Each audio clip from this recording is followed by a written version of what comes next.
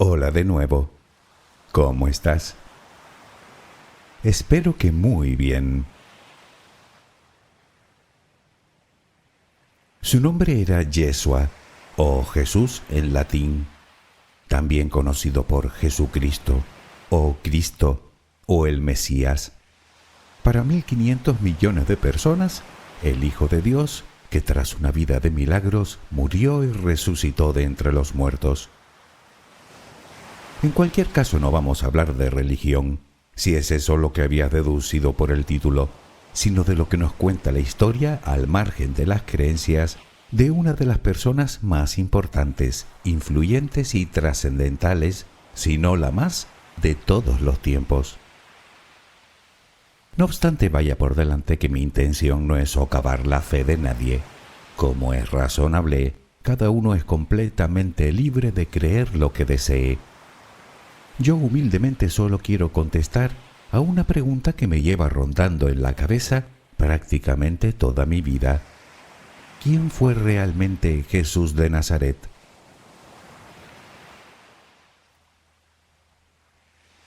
Durante siglos, multitud de estudiosos del tema han intentado ofrecer una visión objetiva de este enigmático personaje, basada puramente en los registros históricos y arqueológicos. Sin embargo, hasta el momento solo tenemos teorías. Y es que cuando queremos desentrañar la figura de Jesús, nos encontramos con un problema mayúsculo. No hay evidencias de nada, ni históricas, ni arqueológicas, ni documentales. Resulta que no tenemos ni un solo texto contemporáneo a él, ni una sola línea. No existen ni certificado de defunción, ni partida de nacimiento, ni censo oficial, ni siquiera existe la transcripción del juicio en el que supuestamente fue procesado. Pero entonces, ¿qué tenemos? ¿Qué sabemos? Pues me temo que fuera del marco teológico, a ciencia cierta, nada, o casi nada. Leyendas, mitos, rumores, textos anónimos y tardíos, datos confusos o contradictorios, interpretaciones, todo lo cual nos hace que averiguar la verdad del hombre de carne y hueso llamado Jesús de Nazaret sea una tarea cuasi imposible. Aunque eso no significa que no podamos extraer algunas conclusiones. Además, como dicen muy atinadamente los arqueólogos, la ausencia de la prueba no es la prueba de la ausencia. Déjame acompañarte mientras concilias el sueño y ahondaremos en este apasionante tema. Relajemos primero cuerpo y mente. Busca la posición que te resulte más cómoda para dormir, con la que te sientas más a gusto. Recuerda que siempre puedes colocarte boca arriba, con los brazos a los costados y con las piernas ligeramente separadas. Cierra los ojos si aún no lo has hecho. Intenta que los párpados estén lo más relajados posible. Toma aire profundamente por la nariz. Reténlo un par de segundos y suéltalo lentamente. Lo hacemos otra vez, pero en esta ocasión con la respiración abdominal. Inspira, reténlo, suelta. Nota cómo el abdomen sube y baja mientras que tu pecho permanece inmóvil. Una última vez, inspira, reténlo y suelta.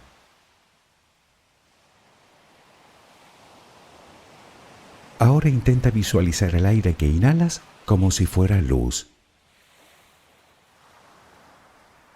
Con cada inspiración entra un poco de luz en tu interior y con cada exhalación sale todo lo que intoxica tu vida, todo lo que contamina tu mente y tu espíritu. Inhalas luz, exhalas malos pensamientos, preocupaciones, estrés, ansiedad, Cada vez tu cuerpo se va inundando más y más de esa luz, blanca, serena, purificadora. Poco a poco cada rincón de tu interior se va iluminando hasta que te conviertes en luz. Todo tu cuerpo es luz. Continúa respirando normalmente, sin forzarlo, a tu propio ritmo. Inhalas luz, exhalas luz.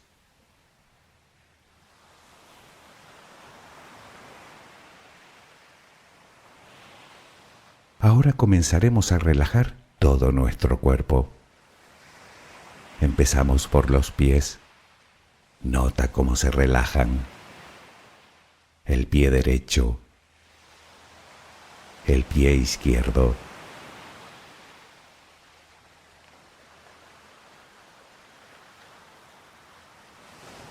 Centra tu atención ahora en las piernas. Siente su peso. Tobillos, pantorrillas, muslos. Nota cómo se relajan. Pierna derecha, pierna izquierda. Ambas quedan completamente relajadas.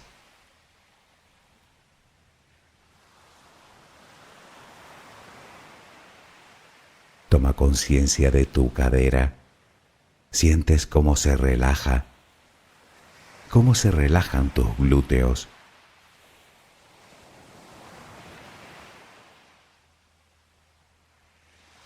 Piensa ahora en tu abdomen, que sigue balanceándose con cada respiración. Nota cómo se relaja también.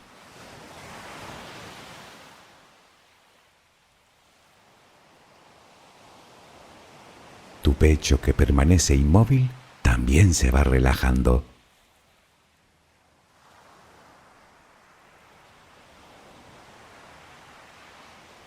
Siente ahora tu espalda. Sientes que cada vez pesa más y más. Desde la cadera hasta el cuello, todos los músculos de la espalda quedan completamente relajados. Notas como ya no hay tensión en ella.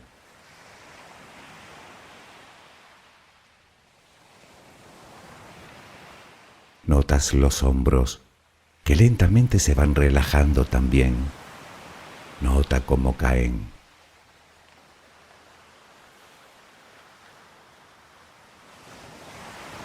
Presta atención ahora a los brazos. Tu brazo y antebrazo derecho. Tu mano derecha. Los dedos de esa mano. Todo queda relajado. Tu brazo y antebrazo izquierdo. Tu mano izquierda. Los dedos de esa mano. Notas el peso de ambas extremidades.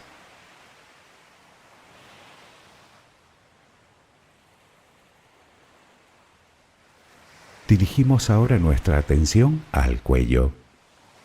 Visualízalo. Notas cómo los músculos se van relajando también.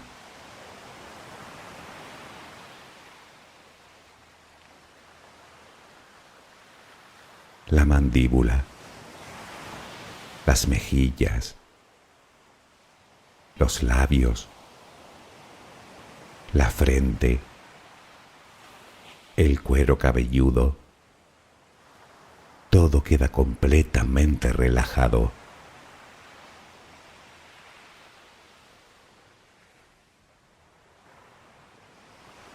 Sigue respirando, lenta y serenamente.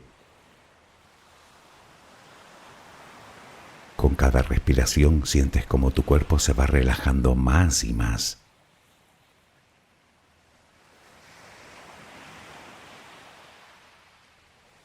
Siente cómo resplandeces de paz, de bondad, de gratitud, de calma, de compasión, de amor. Continúa respirando suavemente. Recuerda que ahora eres luz. Solo respira tranquilamente.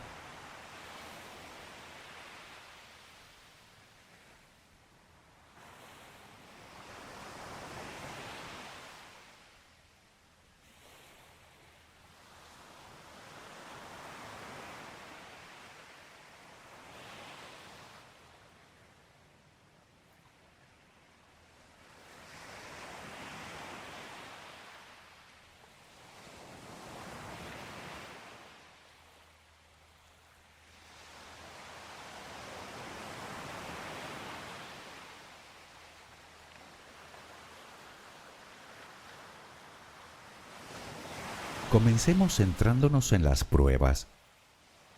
Tal vez pienses que para averiguar todo lo que necesitamos saber sobre Jesús, solo debemos leer los evangelios canónicos, los 4 textos que aparecen en la Biblia, escritos supuestamente por 4 de sus discípulos, Mateo, Marcos, Lucas y Juan, y que entre todos lo explican perfectamente. Pero me temo que no es así. De hecho, fueron escritos entre 50 y 70 años como mínimo después del fallecimiento, en Siria, según se cree, y obviamente no por los evangelistas, sino por personas completamente desconocidas. Y de hecho se piensa que cada uno de ellos tuvo que tener más de un autor. Los investigadores están convencidos de que los nombres de los discípulos se añadieron para dar credibilidad y notoriedad a las narraciones.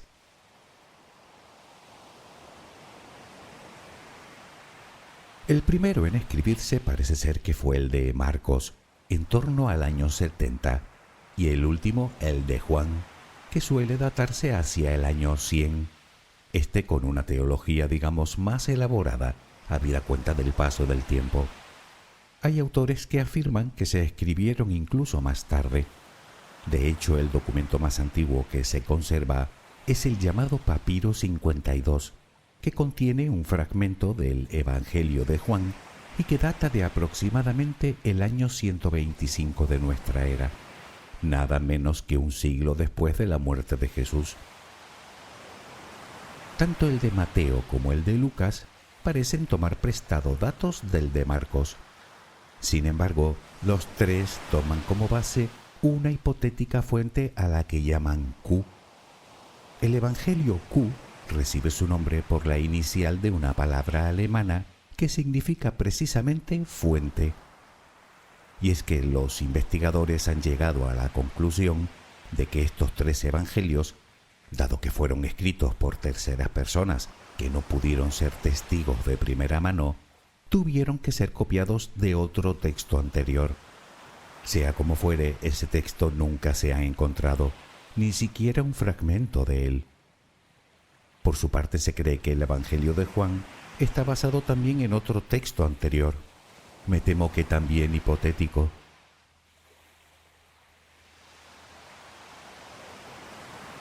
Obviamente no podemos olvidarnos de los textos que la Iglesia decidió no incluir en la Biblia, los llamados evangelios apócrifos o evangelios ocultos. Esa decisión tuvo lugar en el Concilio de Nicea, convocado por Constantino en el año 325, que reunió a líderes religiosos de todo el mundo cristiano y entre todos eligieron los textos oficiales que se incluirían en la Biblia, evidentemente desechando los que no. Hablamos de nada menos que 50 textos, escritos por una gran variedad de autores entre el siglo II y V de nuestra era, que ofrecen datos sobre multitud de cuestiones, desde el nacimiento de Jesús, o de su infancia, o de su pasión, hasta la muerte de María, o incluso la muerte de Pilato. El más importante podría ser el conocido como Protoevangelio de Santiago, aunque también destaca el Evangelio de Pedro, el Evangelio de Tomás, el Evangelio de Felipe o el Evangelio de María Magdalena.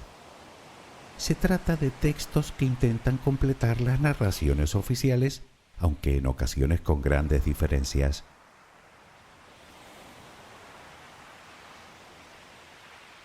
De cualquier forma, los problemas para averiguar la verdad no han hecho más que empezar, puesto que, aun ciñéndonos solo a los textos canónicos, existen importantes contradicciones entre ellos. Por ejemplo, sobre el lugar de nacimiento, Belén o Nazaret, o sobre la identidad de su padre, José o directamente Yahvé, sobre el tiempo que estuvo predicando, entre 1 y 3 años, sobre el día de su muerte, un jueves o un viernes. Y eso sin contar que hay cosas que no son contadas por todos. Por ejemplo, sobre los Reyes Magos, o sobre la matanza de los inocentes, o sobre la familia de Jesús, o sobre episodios de su vida, o de su niñez, o de tantos aspectos más.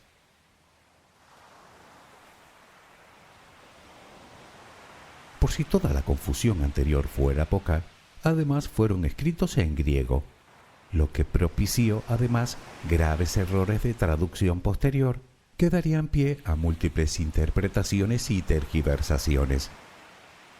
Déjame ponerte un sencillo ejemplo. En el Evangelio de Mateo, Jesús dice: «Es más fácil que un camello pase por el ojo de una aguja que un rico entre en el reino de los cielos». Pues resulta que camello se tradujo de la palabra camelos, que no significa camello, sino que hace referencia a las maromas con las que se atan los barcos a puerto, es decir, a sogas muy gruesas. Sí, ya sé que no cambia el argumento, pero ¿verdad que ahora tiene más sentido? Bueno, pues eso ocurre con otras muchas cosas que, por el contrario, sí pueden cambiar el trasfondo del mensaje.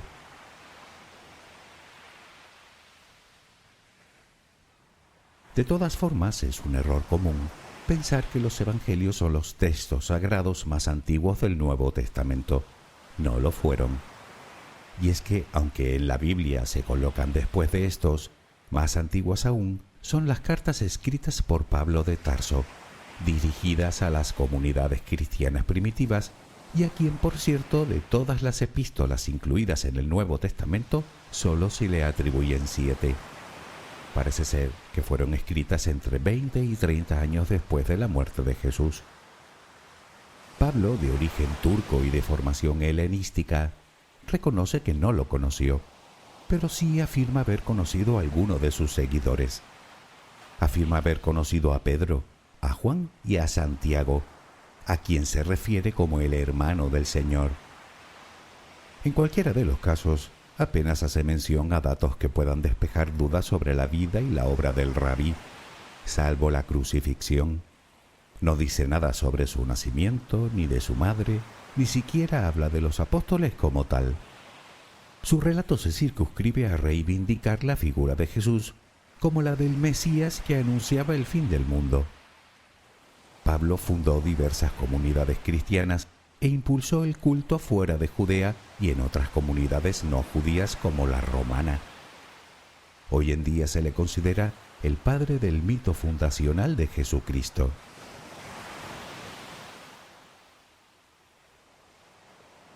¿Y qué hay de los restos arqueológicos? Pues más bien poca cosa. Apenas se han hallado restos de aquella época. Quizá te vengan a la cabeza la ingente cantidad de reliquias que se conservan y que pueden dar verosimilitud a la historia. Bueno, se han contabilizado más de 30 clavos, espinas para hacer cientos de coronas y astillas de la cruz como para llenar un barco, según afirmaba en el siglo XVI el teólogo francés Juan Calvino. Y aun siendo verdad que esas astillas de madera pertenezcan a la época de Jesús, primero habría que probar que pertenecieron a una cruz. Y segundo, debemos tener en cuenta que los romanos crucificaron a decenas de miles de personas. Sin ir más lejos, hablando de los cálices, solo en España existen 2. Y es que durante la Edad Media el comercio de reliquias adquirió tal popularidad que se convirtió en un próspero negocio para muchos. Por lo que a los lugares de culto se refiere, como el sepulcro o su lugar de nacimiento, resulta que fueron designados 3 siglos más tarde por el emperador Constantino, que en el siglo IV envió una delegación a Tierra Santa para identificar los escenarios de la vida de Jesús y consagrarlos con santuarios e iglesias. Además, en las distintas excavaciones realizadas hasta la fecha, no se ha logrado encontrar absolutamente nada que relacione fehacientemente esos lugares con la persona de Jesús.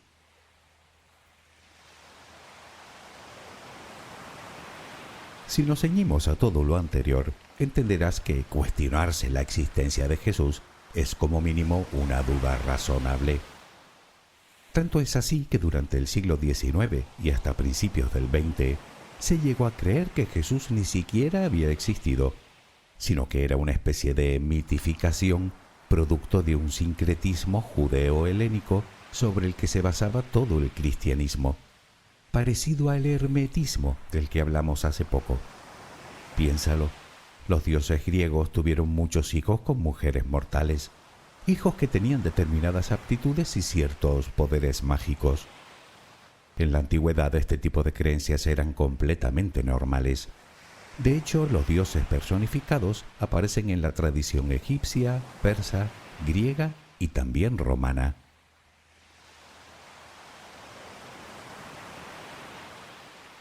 En cualquier caso, hay que decir que hoy en día la mayoría de estudiosos coinciden en que Jesús sí que existió, principalmente por dos razones. En primer lugar, porque existen menciones directas a él en obras de autores romanos no cristianos como Flavio Josefo, Plinio o Tácito. Y segundo, porque como afirman los estudiosos del tema, negar la existencia de Jesús presenta más complicaciones que admitirla, además de que no se entendería el desarrollo del cristianismo sin su figura.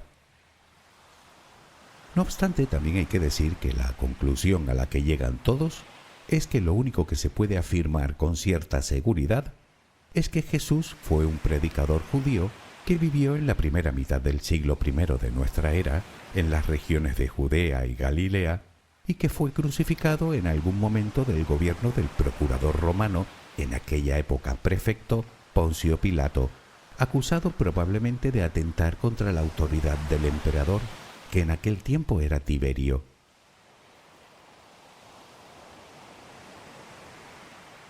Pero demos un paso atrás y empecemos por el principio. Hablemos del escenario de toda la trama. En el año 63 antes de nuestra era, Roma se anexa a la provincia de Judea como parte de su imperio, aprovechando las guerras civiles que llevaban a cabo los distintos tetrarcas que gobernaban la zona. Como aclaración, sobre el año 135 y después de innumerables revueltas, Roma le cambiaría el nombre a Judea por el de Siria-Palestina. Judea era un territorio pobre y de escaso interés económico, pero estaba situado a orillas del Mediterráneo, lo que la hacía especialmente importante como una de las principales rutas comerciales entre Asia y África, circunstancia que la convertía en un lugar de paso de distintas culturas en el que se mezclaban diversas lenguas, religiones y conocimientos.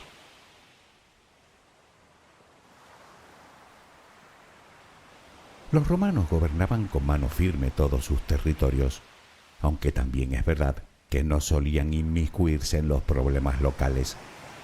A ellos lo único que les importaba era el pago de los impuestos y que no se hablara en ningún momento de rebelión, algo que castigaban duramente precisamente con la crucifixión.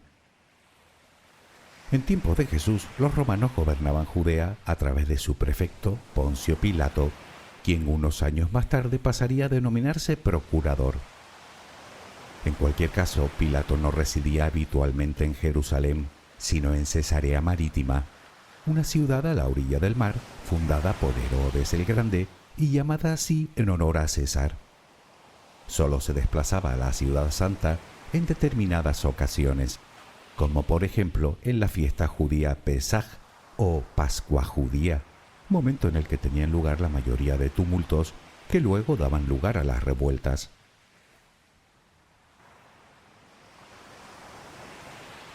La provincia gozaba de cierta autonomía. De hecho, con el beneplácito romano, tenía incluso su propio rey, Herodes Antipas, hijo de Herodes el Grande. No obstante, los privilegios del rey estaban sensiblemente acotados. por ejemplo con la pena capital, que, salvo casos muy excepcionales, era competencia exclusiva del funcionario romano, en virtud de un derecho llamado ius gladi, derecho de espada. Por lo tanto, la muerte de Jesús viene a confirmar lo que se sabe sobre los procedimientos jurídicos en las provincias del Imperio Romano.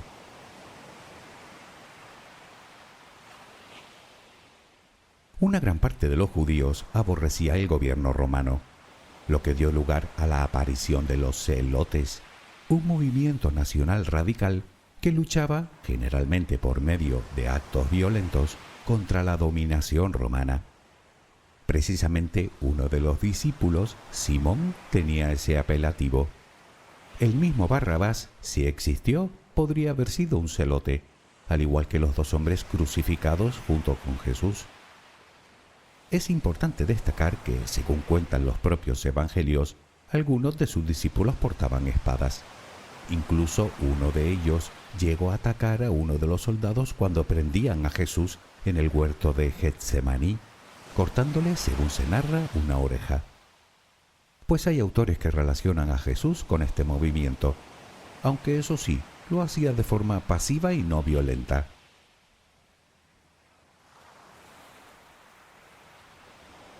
Dentro de ese grupo de celotes existía una facción aún más radicalizada, los sicarios, llamados así por utilizar la sica, un puñal característico con el que asesinaban a sus enemigos. Algunos autores creen que el apellido de Judas, Iscariote, significa precisamente sicario. Sea como fuere, y aquí viene otro dato interesante, era normal que esos miembros de la resistencia, por llamarlos así, se dejaran una profusa barba y el pelo largo.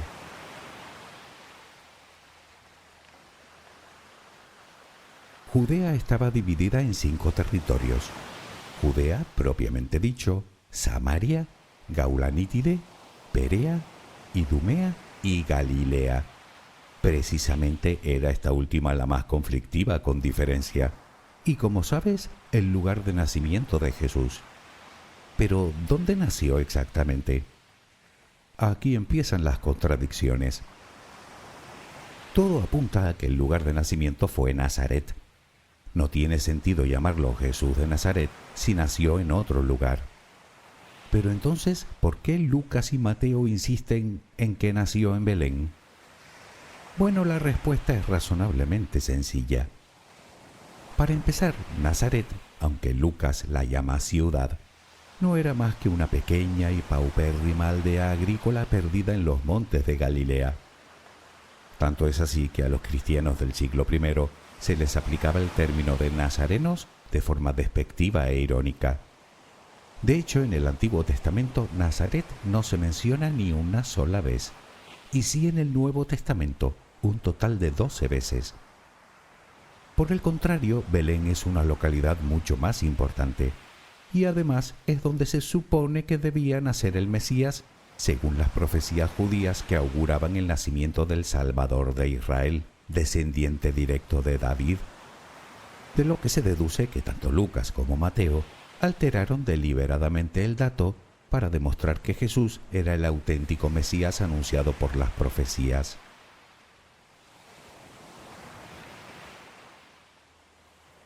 En cuanto al momento exacto del nacimiento, tenemos otro dilema. No hay forma de precisar el año de su nacimiento. Sí parece claro que Jesús fue alumbrado a finales del mandato de Herodes el Grande, cuya muerte sabemos con seguridad que se produjo en el año 4 antes de nuestra era. Por otro lado, Lucas nombra el censo de Quirino bajo el mandato de César Augusto, pero este tuvo lugar unos 10 años después de la muerte de Herodes. Por lo tanto, tampoco encaja. Da la sensación de que Lucas utilizó este y otros datos de oídas, sin ninguna precisión cronológica, para completar su relato. Si tenemos que ceñirnos a una fecha concreta para el nacimiento de Jesús, esta tuvo que ser entre los años 7 y 4 antes de nuestra era. El día en el que hoy celebramos el nacimiento de Jesús, el 25 de diciembre, fue establecido en el siglo IV probablemente con la intención de solaparlo con la ancestral fiesta pagana del solsticio de invierno. En cuanto al año, se estableció 2 siglos después, en el siglo VI, por un monje, Dionisio el Exiguo, que se basó obviamente en cálculos erróneos.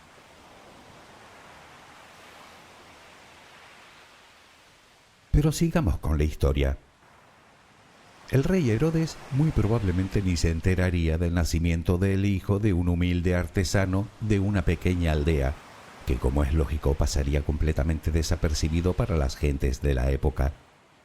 Naturalmente ni los pastores ni unos supuestos reyes magos fueron a adorarlo, tal y como nos cuentan los evangelios. De hecho, muy posiblemente no existiera ni el buey ni la mula. Obviamente la llamada matanza de los inocentes no se llevaría a cabo, y en consecuencia tampoco la huida a Egipto, ni nada de lo que se relaciona con el nacimiento de Jesús. Datos y más datos que se incluyeron con el fin de dar credibilidad a la llegada del Mesías. Y me temo que no son los únicos. En realidad esto no ha hecho más que empezar. Por ejemplo, con los datos relativos a su propio origen.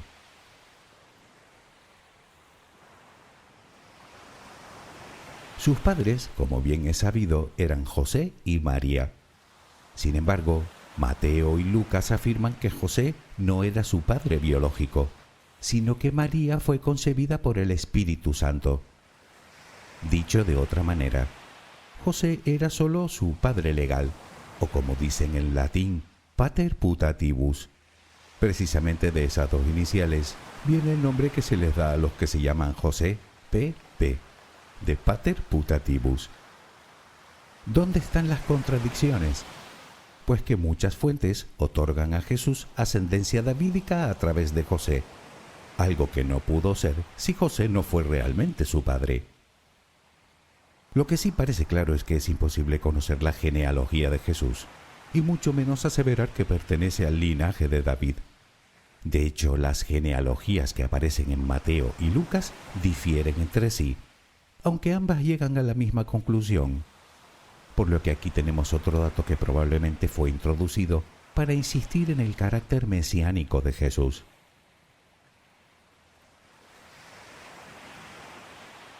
En cuanto al resto de la familia, es muy probable que Jesús no fuera hijo único, algo que en aquella época no era precisamente lo habitual.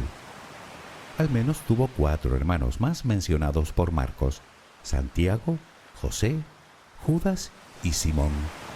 Y muy probablemente tuvo también hermanas, algunos estiman que 3.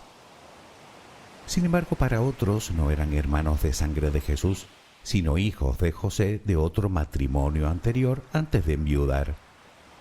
Según cuentan, cuando María quedó encinta, José quiso repudiarla, pero una aparición durante el sueño le hizo desistir. Pero ¿fue eso cierto? No olvidemos que en la antigüedad ese tipo de relatos eran perfectamente creíbles, como que los dioses nos hablaran en sueños para transmitirnos mensajes. Podemos encontrar ejemplos de ello en numerosas culturas y creencias.